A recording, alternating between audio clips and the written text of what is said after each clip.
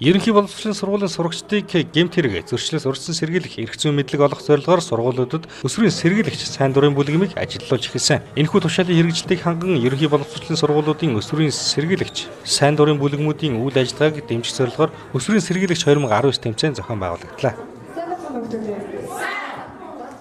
Сэргийлэгч бүлэм нь анх удаага зохион байгуулж байна аймгийн хэмжээнд.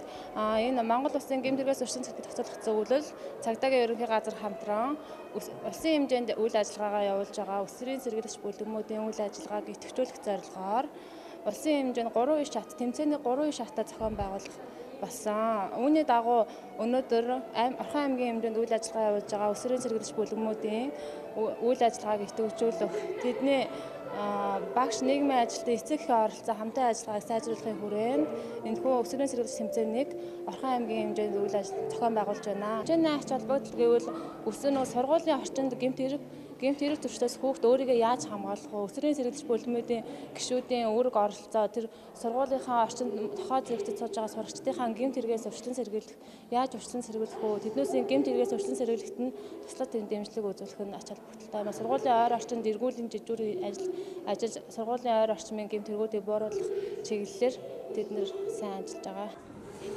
Өнөөдрийн хичээлээр бид масуурах байцын Дээрх тэмцээнийг багийн мэдчилгээ жүжигчсэн тоглолт багийн ахлагчийн илтгэл гэсэн 3 төрлөөр явуулах юм. Төрүүлсэн баг аймгийн төлөөлөн Улаанбаатар хотод улсын тэмцээнд оролцоно. Аав намайг сонсож гэдэг сэдвээр жүжигчсэн тоглолт тэгээд яг гол дүр дээр бол аав нь яг ингээ ярих чинь тэгээд яг охин тэгээд ерөөсөө яг хичээл зүтгэл гаргадаг мөртлөө ерөөсөө аав нь сонсдгоо тэгээд яг энэ дүрийг гаргасан тэгээд ер нь бол энэ сүүлд нь аав нь ер нь амар ярих чинь тэгээд ядуу амьдралтай тэгээд ер нь бол аав охин хоёрын харамсалтай бас охины бас гонигтай бас дүр гарсан.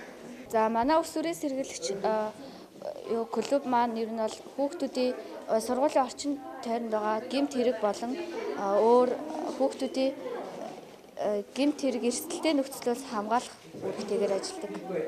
Тэгээ манайх 7 хоногт 2 удаа сургуулийн орчин тойрондоо эргүүлдэг 2-2-ороо.